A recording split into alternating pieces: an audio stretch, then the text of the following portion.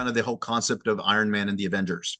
How can you Hmm. take something really cool, tech, and build something that wasn't there before, right? Hmm. Like the Iron Man suit, and bring something forward, and then through that journey, define yourself and bring solutions that actually improve the future of those that will come after you. I think you've got to imagine a different reality, and you've got to have some way to push yourself. You see somebody that you care for and you love, and you're like, we got to figure this out.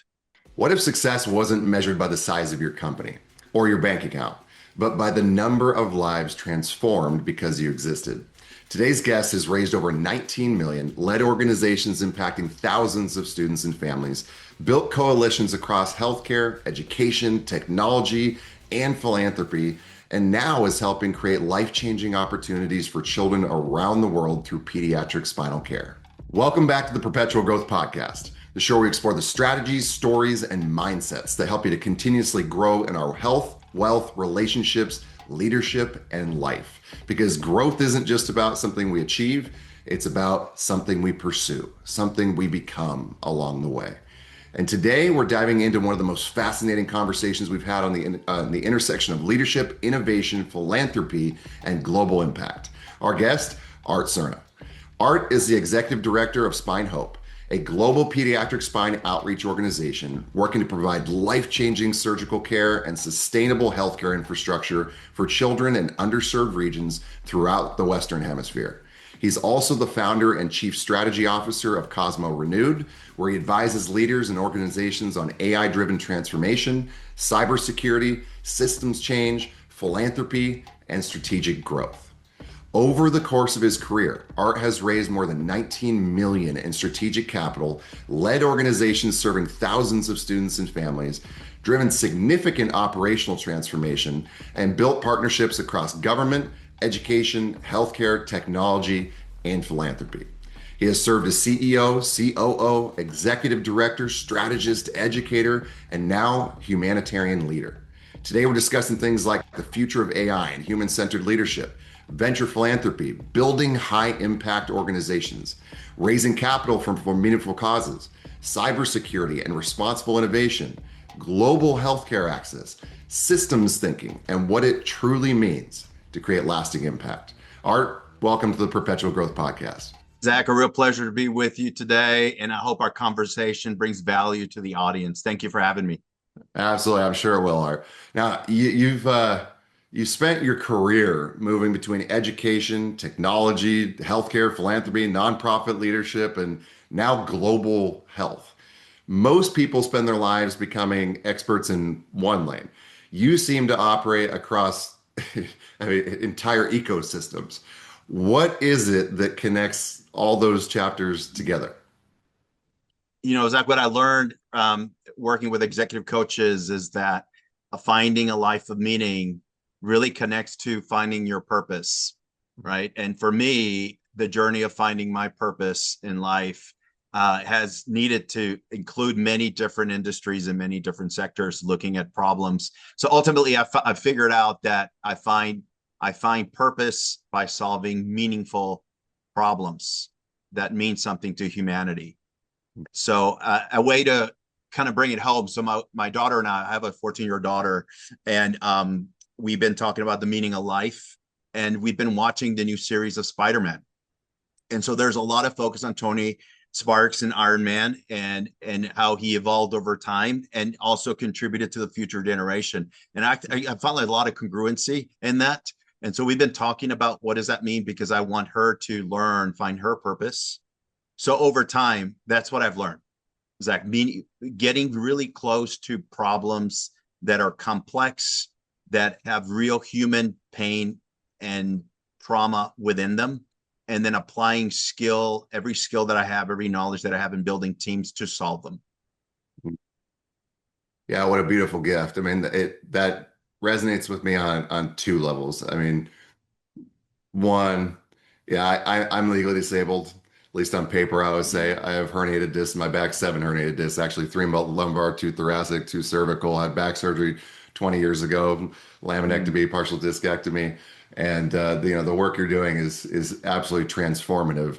And then when I think about the journey and the conversation as a parent, that initial pain became the impetus for me to take my education to extreme lengths and wanting to help people on their health and wellness journey. And then I fell in love with business through the process. Mm, And all the while, I'm trying to teach my kids those same values. I mean, the American standard is, what are we told? Go to school, get a good job. If you right. can, buy a house, save money.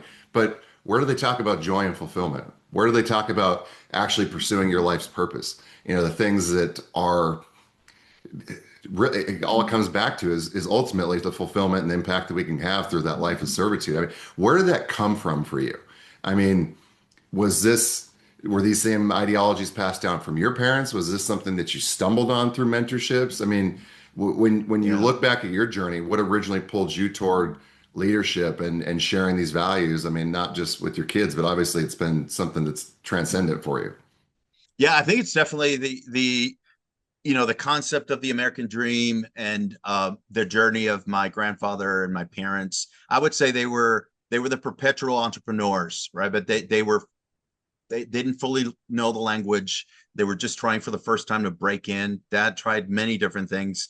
He was a chef. He was an electrician. He drove. He started his own trucking company at one point in life, and seeing them go through that struggle to provide for us, who are second generation, was I think the fire, Zach, for us. And so when I think about the type of leader I wanted to be, the type of father I wanted to be, I wanted to lean into that entrepreneurial fire. And at the same time, my grandfather never learned to read, but he built a lot of stuff with his hands. He was a farm worker in South Texas. And he just impacted many lives, just the way he lived life, built stuff in neighborhoods, both in Mexico and in South Texas. And when I finished, I actually got an astronomy degree from the University of Texas. I was just fascinated by the stars and the patterns Hmm. of stars and all of that in history. But I think I realized over time there was this real in that journey of breaking through, right? Having limitations of language, not fully understanding culture. Although I was born in Texas, I spent the first years of my life in Mexico. Went to school there till third grade. So learn that journey of learning an entire new culture, learning a new language. It laid the foundation of grit, growth mindset, and at the same time, this fire and desire to have things better off for kind of my next generation breaking through. All of those kind of came into building that leader that I was to become. And I had this fascination with poverty, understanding poverty. Like I grew the trauma of poverty, the layers of that, the impact it has on families, health and well-being, mental mindset, all of those things. Began to understand that as an individual, then as a leader, then in building teams.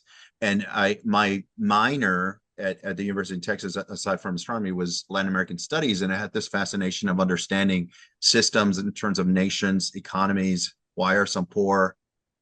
Why do others succeed? So in all of that, although I've had this great desire for business and technology, I chose to apply that within the nonprofit and educational sector because it just got you very close to all of the intersection of all of those components: trauma, pain, economic realities. At the same time, the concept of how could technology bring solutions. So again, coming into kind of the whole concept of Iron Man and the Avengers, how can you Hmm. take something really cool, tech, and build something that wasn't there before, right? Like Hmm. the Iron Man suit, and bring something forward, and then through that journey, define yourself and bring solutions that actually improve the future of those that will come after you. Hmm. Yeah, well, that's a it's an inspiring journey and a beautiful mindset. And one thing I'm curious about is I'm a perpetual student of behavioral psychology. I mean, I've had the opportunity to work alongside some of the best teachers and practitioners in the world. And, as you're talking about the traumas and the generational impact, and, I know the significance of, the mentality and memory. And have you found parallels between the individuals and the countries? I mean, you talked about how it started out on that individual level and seeking trauma and impact, and then how that could affect our, financial well-being and futures, and then also studying that at an economic level with whole countries. Are there parallels between what drive, ultimately, quote unquote, success versus failure? I mean, I'm not by any means an expert in that field like you are, but I think what I draw from it is having traveled, say, for example, to Cuba several times and connecting with a generation of people. I do think environmental factors have a deep, deep impact on what kind of builder you are. I mean, you think about the concept of like cognitive dissonance and even having the opportunity for a new model, new framework, a new way of thinking to actually cause something in you to switch, right, to grapple with something you just didn't have. Well, when you don't have access to information, like access to internet, access to other, I do think it impacts the level of moments of truth, I would call them, that you're able to have.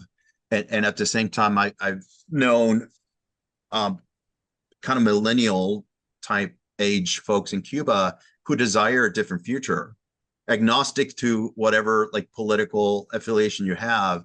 The reality for them is that they don't have an avenue to define, to own their own business in that sense, right? And in that they have this burning passion to be entrepreneurial. I mean, what folks can do with cars in Cuba and taking a shell and building it from many different parts, it's incredible. Very entrepreneurial people. And yet at the same time, it's very challenging for them to fully develop into who they desire to be. So to answer your question, I do think there's parallels of seeing the impact of trauma, generational trauma over time, right? When you where you see people that you love and they're struggling to feed themselves, to get medical supplies, all of those things, it does have an impact on you. And it just weighs on you tremendously. So I do think that there's connection, and beyond Cuba, having worked in urban communities that have deep histories of generational trauma and poverty, lacking with educational systems. I would just say, like MPS here, Milwaukee Public Schools, we've got about a $40 million gap in budget. Many of our kids that we graduate cannot read. It's the largest school system in Wisconsin. So when you begin to see that, right, and the number of when you look at that number with the new superintendent, she was reflecting on her State of the Union, and at one of her first years, they'd seen in the first quarter of the school year more deaths by violence. That she's like, this is not normal. So I do think at a systems level and at a national level, it becomes a reflection of kind of the individual journey. It just multiplied many times into a system, and you see that as the fruit and the yield of the measures of success and what's happening. So I do think there's reflections, and I benefited from seeing those type of patterns, both traveling to different nations, looking at their systems, more so in healthcare and education being my lens into that type of issue. Mm-hmm. Yeah, no, I agree. I mean, I guess an interesting follow-up question to this is why do so many leaders, whether it's the leader of the household, the leader of the business, or leader of world governments, focus on symptoms instead of the root cause? That's a loaded question. I think Yeah. I'd be a billionaire if I had to answer. But what I've learned, and my perspective in that is proximity matters, Mm-hmm. and your level of proximity to the problem that you're trying to solve,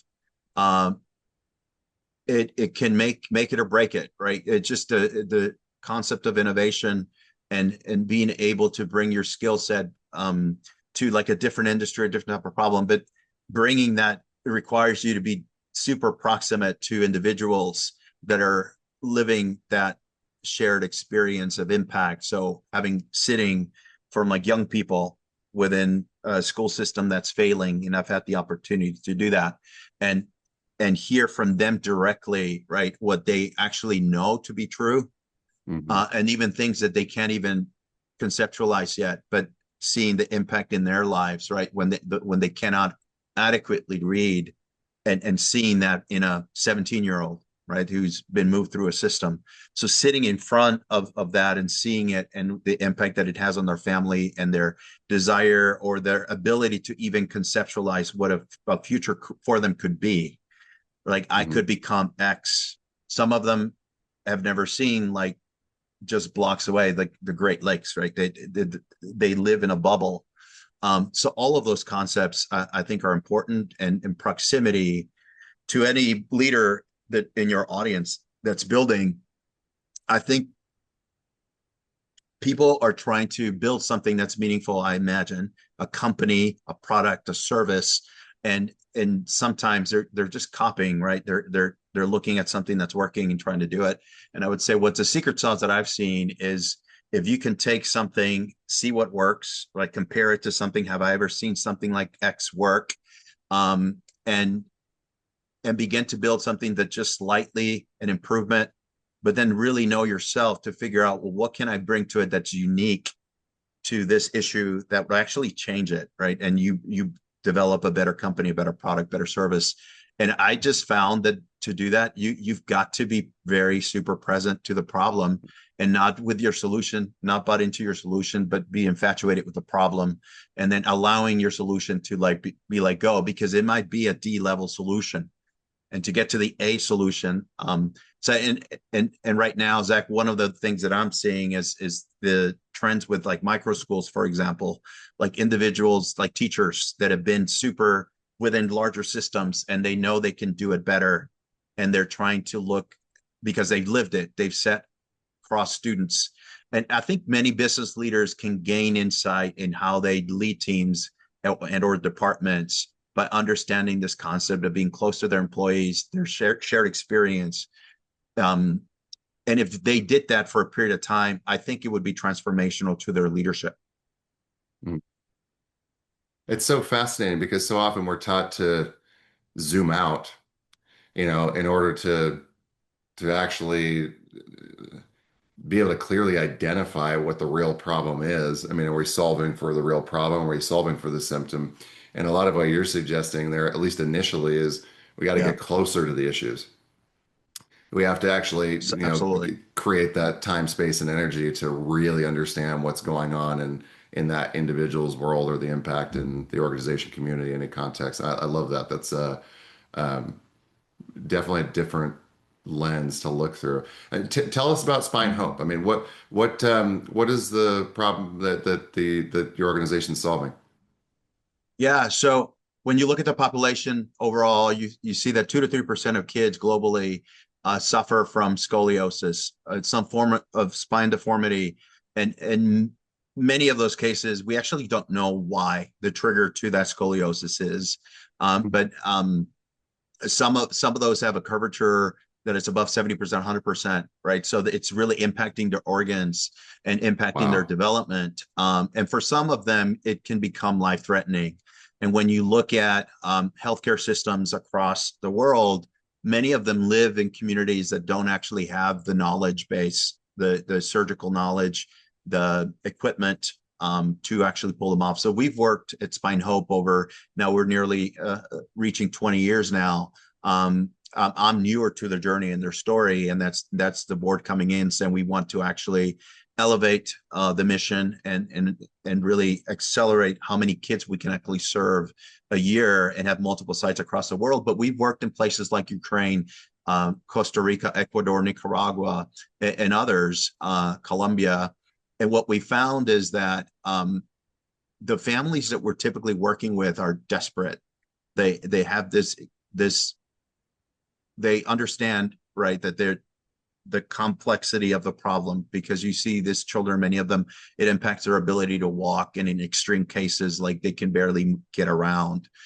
They have a difficulty just sitting in a chair, right? Because as they grow and that issue escalates, it's impacting their quality of life tremendously.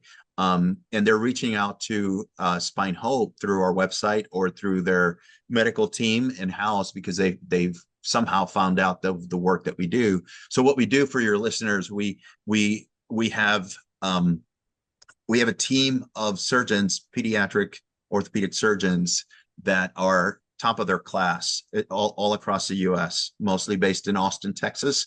We have some in LA, we have some in Florida, that commit from kind of their philanthropic heart to bring their gift and their craft, to build a team, surgical team. We typically travel anywhere from 10 to 12 individuals. So it's the surgeons plus all the required support medical teams that we need. And we travel to these countries. We typically spend an entire week there. We'll have 4 surgery days, and then we're just walking through surgery. So those surgeons are there from like crack of dawn till the end of evening, doing surgeries on children with deep complexity. And some children, they're so complex, we can't actually do immediate surgery. We have to do something called halo gravity, where they have to have a device that goes around kind of their skull, and they have to process through that. So it prepares their spine to have this surgery. But what I find is that change, Zach, when they get that type of surgery, it is transformational.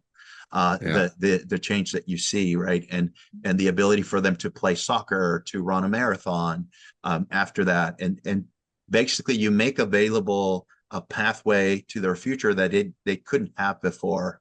And we do that through, philanthropy. And then one of the things we're interested in right now, and why they brought me in from like my master's in management technology, is thinking through this concept of how do we scale the ability to see more cases over time.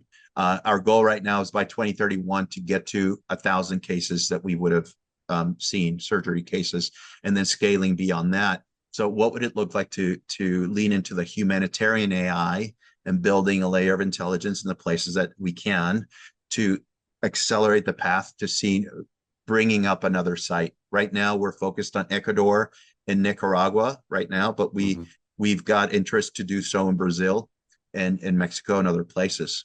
So that is my work at Spine Hope. And for me, it blends all of these components together of my life journey, finding purpose and calling, and building things operationally, teams, technology, infrastructure. It all brings it together. And I think bottom line for me is that it gives me a line of sight into trauma, both in countries, right? Like what is the impact of having systems that don't truly work or haven't evolved yet to serve humanity in their context? And but at the same time, we solve very, very external physical needs. You can see it, right? You see a child with severe scoliosis or spine deformity, you can see the impact. But there's a lot of invisible impact, right? Of years of having lived through that. Like, I can't go in public, I can take off my shirt, mental trauma that goes there that doesn't just 100% go away after you finish the surgery. It takes time to change that mindset. And we have a long-term commitment to also support young people that are alumni in our program to have opportunity, to find networks where they can actually now think through, I want to be a doctor, I want to be a business leader, an entrepreneur, and tapping our social network to make that available for them.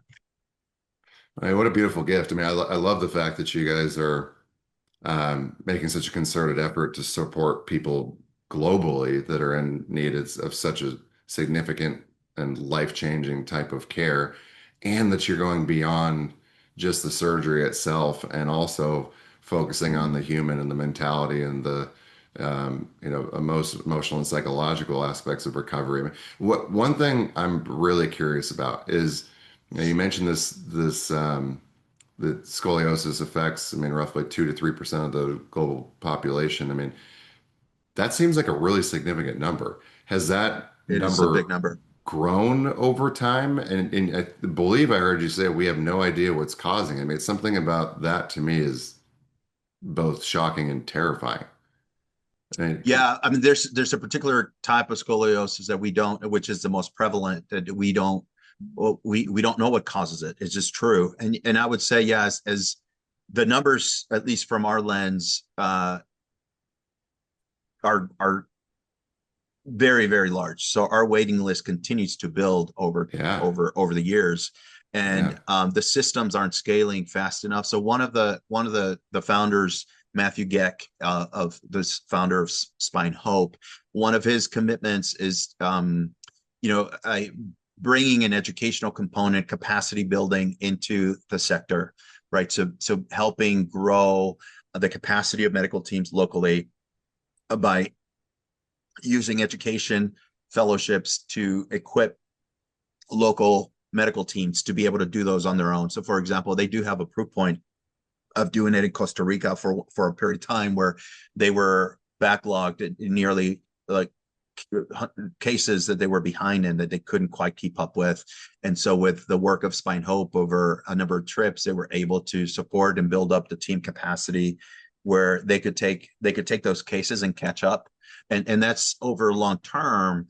Our goal is to, as we are going into countries, we're identifying potential future surgeons that are in the pipeline that we can help support and through deep learning with our team and then fellowships coming back into the hubs that we have here in America, supporting them long term so they can actually keep up with the pace of the need. But yeah, I would say tragically, Zach, that the systems are not quite, or at least to date, haven't adapted fast enough, both on the talent pipeline, right, locally in those developing countries. But then I also think there's real bottlenecks, even in the type of work we're trying to do, of just data sharing, right? Like being across medical teams here to local teams there, protecting data as we share it. Also we work with medical device companies like Medtronic and Globus and others that are supporting us through donations of the equipment that it takes to do these complex surgeries. And so it's building that network. And I believe that we're in a time where if we use the potential for artificial intelligence with guardrails, building this concept that I call humanitarian AI with real purpose, right? So we're not creating slop, we're solving real problems. And you do so with multidisciplinary teams. I think we have a real opportunity over the next 3 to 5 years to do something incredibly meaningful that takes the best of tools that we currently have and building, I would say, military grade level AI agents and things that are grappling with solutions in the right ways with the right layers, and having human agents that are very familiar with these type of issues kind of be the ones that lead it. Yeah. One thing I'm curious about from your perspective, Art, I mean, this is so much currently dependent on a limited scope of available surgeons globally that have the skill set and aptitude to be able to perform. And I know that uh, robotic surgeons have become something that's becoming more widely utilized and integrated into surgical practices, not necessarily fully autonomous yet, but when we look at the rapid development of these new technologies, is that something that you guys are exploring at all as a potential opportunity to be able to, scale the level of service and impact that you're making? I've found in the work that we do that there's a lot of pushback right now. I think in some cases, rightly so, to the use Mm-hmm. of these new technologies and what do they mean for humanity. And at the same time, you hear the other argument, right? Like I said before, if you have a purpose and a calling and you're super proximate to the problem, you actually have a problem that you're trying to solve. I think you look at that issue of leveraging these emerging technologies for good. I know some Mm-hmm. people hear that and they're like, well, is that really true? It's just a billionaire kind of talking because they want to profit. But when you're sitting in front of a family, or I get these letters every week, right, either through our social channels, an individual or a young person that says, I've had this critical issue with my spine and I have no other avenue. Like, if you, Spine Hope, don't do it, no one else will. Can you come? So I just frame that to lean into your and answer to your question, Zach. I think we have to think about those things, right? What is the avenue that we can get to so we can have the tools necessary to support a local team to perform that, whether it's in education and training, where we can use these kind of robotic solutions with intelligence and the human agents that we have, the surgeons we have, as kind of the guides of that, creating learning environments where that can scale more quickly. I think we have to think about that. That's what our teams, after we spend a full day doing these surgeries, right? The team goes out to dinner and they're thinking about, how do we improve? How can we do better? And so we have to grapple with those realities. I think for us, an organization like Spine Hope, right? It's a matter how do we get the message out, both from a recruitment perspective, bringing more surgeons in that are the cutting edge of thinking through innovations within this space. So we have to do that, and I'm glad that organizations like SRS and others are trying to kind of push the research arm into the future because they're doing research and development in that sense in that space. And then I would say we're more like boots on the ground. We're executing, and as those things kind of move forward, I would hope that we are finding champions and ambassadors that are using robotics and AI agents and these type of solutions to bring responsible AI to the forefront very quickly, because there's real tears, there's real impact, there's real limitations right now. And the thing with scoliosis is that that there is a time sensitivity to it, right? Like if you mature that, as a child, as your bone structure scales, that there is this window of time where we can deliver better results if we catch it in time. That if you're fully grown, it just becomes a different issue as an adult. Yeah, obviously you can do that. And having seen my dad, you mentioned you went through this in your life. My dad had multiple spine surgeries over his life, or really complex multi-hour surgeries just to be able to function. And so I've seen the impact of that personally. So this type of stuff as a builder and as a leader, as a speaker, and just somebody is trying to influence the future of where humanitarian AI goes. In some ways, we don't have the latitude of time, in a sense. This is an urgent kind of call to action. And I do hope these technologies evolve fast enough that we can bring some of these solutions faster to families that are struggling. Yeah. I mean, Art, on that note, I mean, as someone who's a builder, speaker, humanitarian, I mean, many people listening want to make a difference. They want their businesses, their career investments, leadership to mean something beyond themselves. And I think they often feel overwhelmed by the size of the world's problems. I mean, for somebody listening today who wants to create more impact, and I know this is not the easiest question to answer, but where do you start? It's like you've talked so much about, and what I love so much about your story is it wasn't like you just picked a lane. One thing I frequently have said to clients is be resolute in your outcomes, but be flexible in your approach. And I think this is you're a perfect example of that. Is you leaned into your skill sets and leveraged opportunities to explore across industries, across contexts, until you found the areas that you have the greatest ability to make an impact and pursue those passions and create the most, impact and fulfillment. I mean, when somebody's hasn't necessarily had that exposure, they have the desire, but they don't even know where to start. I mean, is there? Yeah, What that's makes a you great, say? that's a great, yeah. So, well, for one, there's a book I read in my journey called Immunity to Change. I would encourage folks to one, read that book. It's almost like a compilation of different things of getting into human tendencies and how difficult systems and individuals are just to change. But Immunity to Change, it's been a good resource. But what I've learned is that that first of all, you've got to be with yourself. Like you've got to understand your true why as an individual, not just in the business side of things, but just in life in general. Sometimes that different people have that moment where it unlocks that.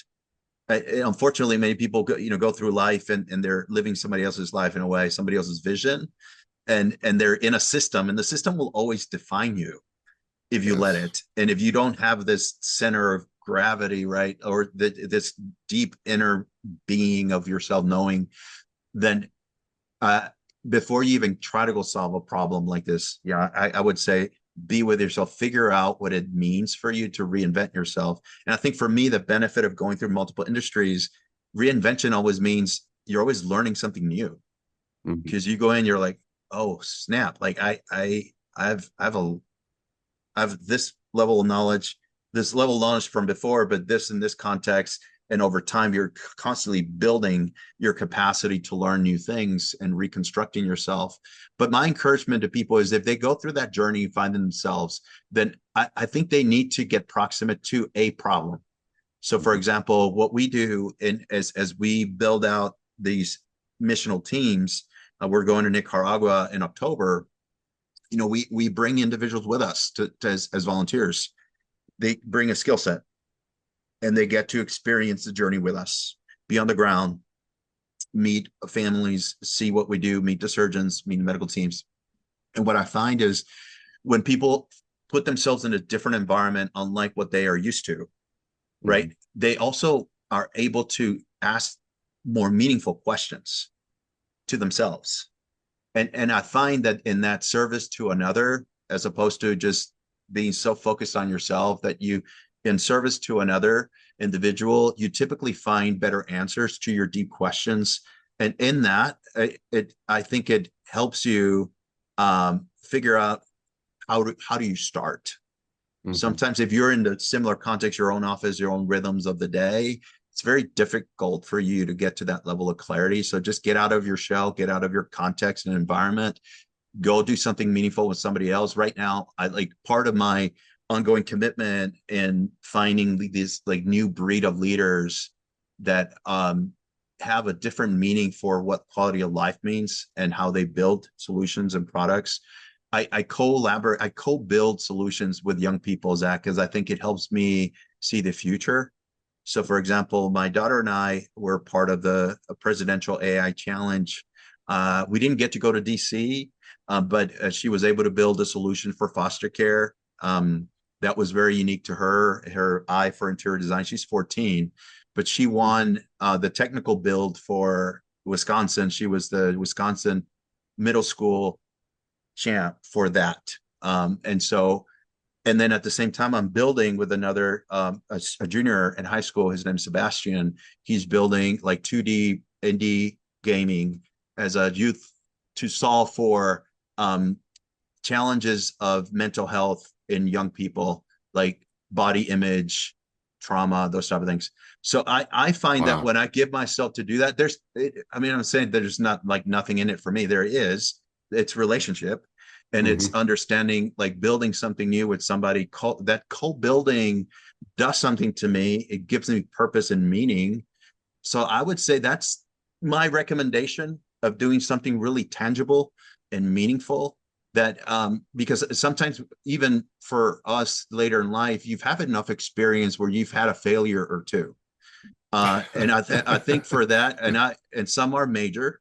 And I found that even in my failures, through time, that you get pushed to maybe stop dreaming, and that's so unhealthy for who we become. And so part of my healing journey over time is to dedicate some of my time to support somebody else that has never had somebody affirm them in their dream, right? And to get a text from Sebastian on Father's Day, as just to say, hey, you got your own kids. But the fact that you've given time to believe in me and my future as a builder of a game, it means deeply. It's a lot. You're kind of a mentor to me now. That was a long answer to your question, but I would say relationship matters. You got to be in a relationship with people to truly find, like, how do you get started?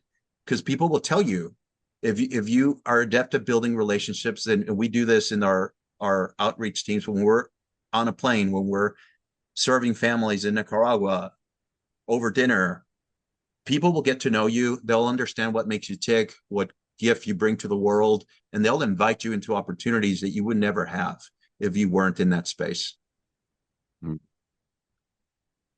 So many takeaways from everything you just shared. I mean, I don't even know how to recap that, Art. I mean, that was such a fantastic segment. For all of our listeners, make sure you guys double back and listen to that last 3 to 5 minutes, because Art left a number of tangible takeaways. I mean, one thing that I love is your perspective on failures and how, and I wholeheartedly agree. I mean, I often believe they become the springboard to something even greater.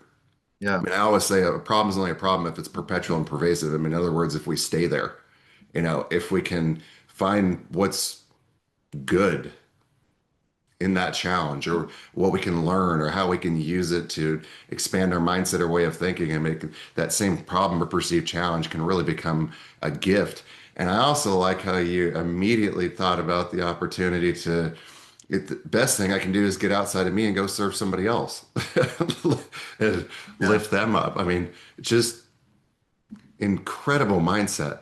Now, oh, man, this episode went extremely fast. Or I cannot believe how the last 40 minutes have flown by here. Wow. I'm struggling to figure out where I want to take the conversation. I want to think about building a future. I mean, you often talk about future ready systems. Yeah. What does that mean? What it means to me, and I've had to develop this capacity to live from the future, Mhm. right? Because the present, sometimes it's really messed up, especially if you've lived a trauma and like you've been abused and all the things, and like, because experiencing that as a human, Mhm. it does something to you. And with somebody that's journeyed through myself in my journey of that, like individually, and just you, it's easier obviously to look at the good and do that. But I think those that are willing to open the door to grapple with the stuff that may not be so good, Mhm. and then imagine that there's a deep longing in you for something different. But I've learned this practice of living from the future, of being able, from like conscious leadership, adaptive leadership, imagine a future that's different.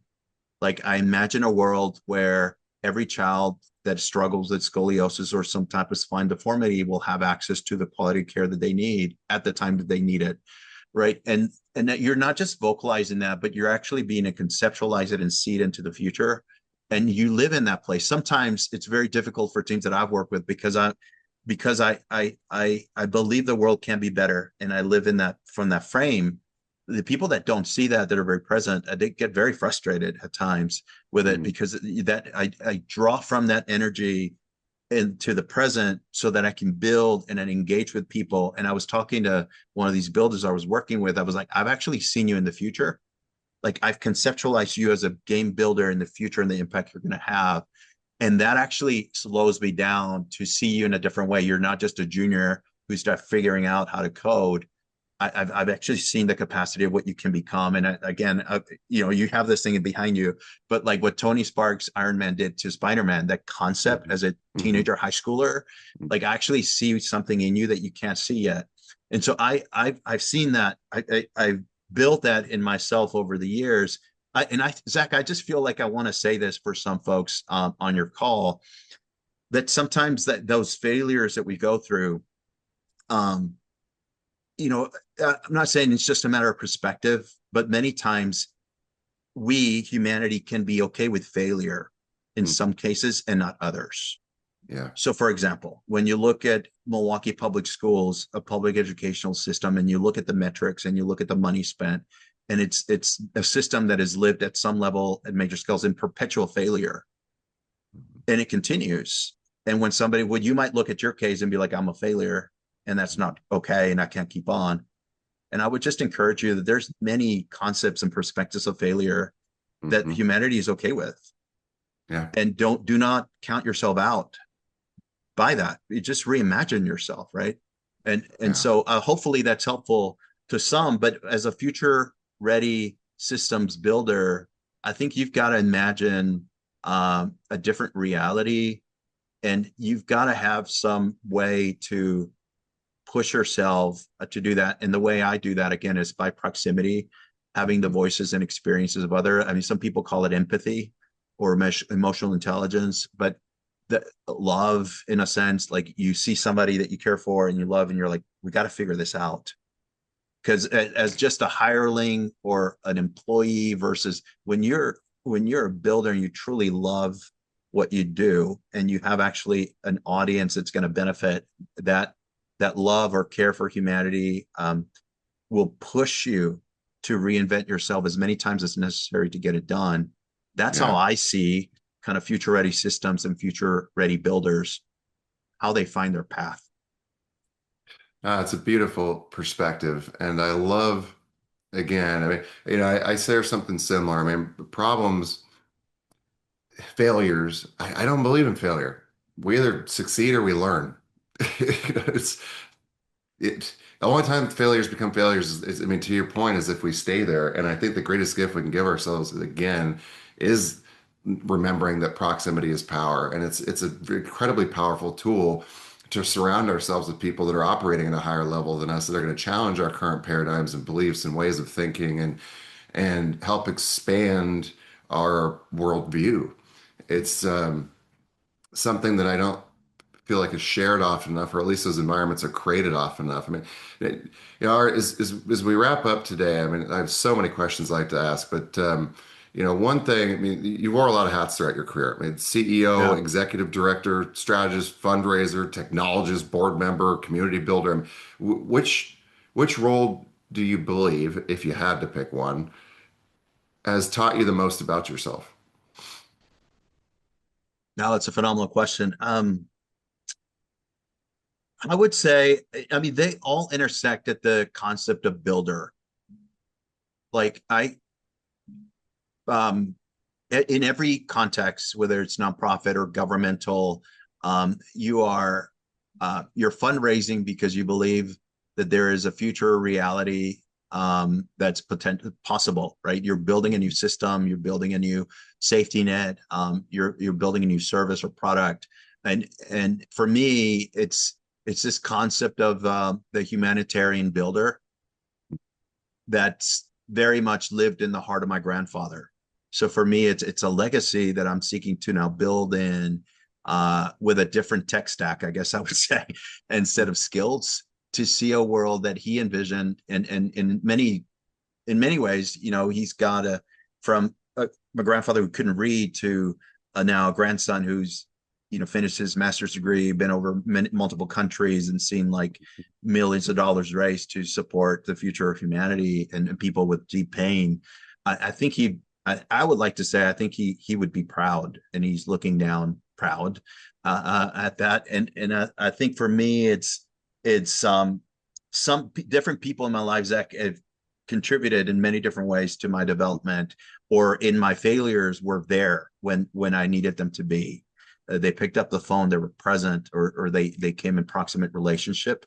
And I'd say whether you're building your company, you're going to need that tribe around you that sees you for who you are, maybe even beyond yourself, and can do that. I call that the unknowns rising. I think there's a new Yeah. breed of leaders that are having an opportunity in this unique intersection of humanity, where we're building one of the most transformative technologies humanity's ever seen. But in that, relationship is, and humanity, empathy is still going to define the way we shaped all of this. And that's the Yes. way I choose to live every day, to do that.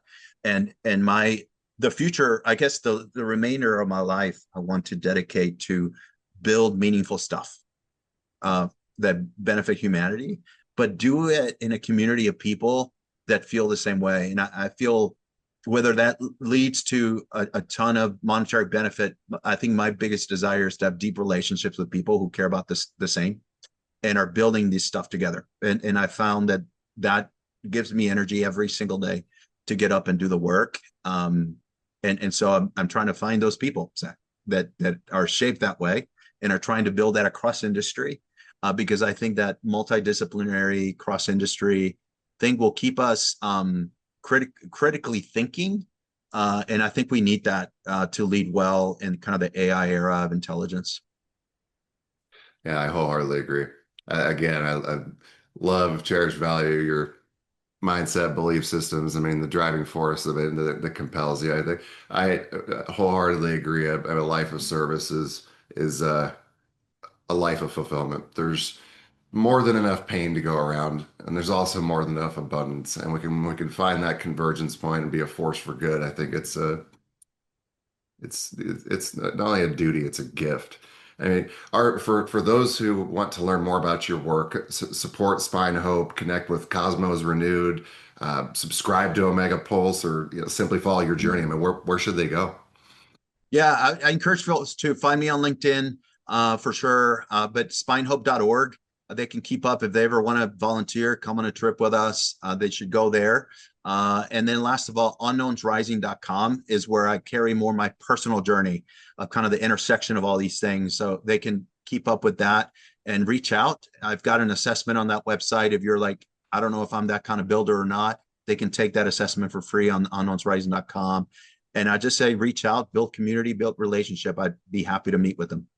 That's amazing, Art. I mean, Art, this has been an absolutely an incredibly powerful conversation. I sincerely value and appreciate your heart and the energy that you bring to everything and your perspective. I mean, it's truly a gift to humanity. I mean, one of my biggest takeaways is the future isn't something that simply just happens to us. It is something that we build. And whether we're talking about artificial intelligence, philanthropy, healthcare, leadership, global systems, I mean, the common threads are responsibility and connectivity. And technology alone won't save us. Capital alone won't serve us. Absolutely. Ideas alone Absolutely. won't save us.